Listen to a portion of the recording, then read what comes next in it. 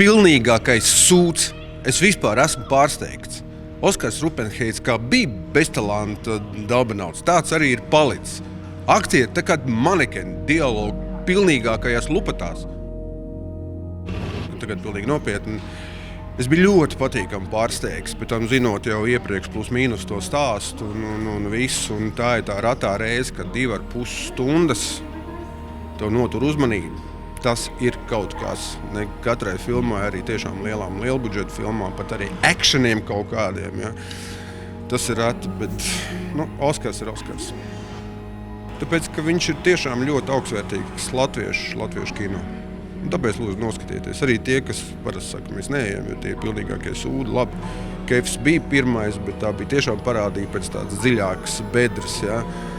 Un it sevišķi tie, kas redzējuši Kefu, apskatieties noteikti arī šo, bet jums nebūs neliederīgi iztērēts laiks, tas ir pilnīgi skaidrs.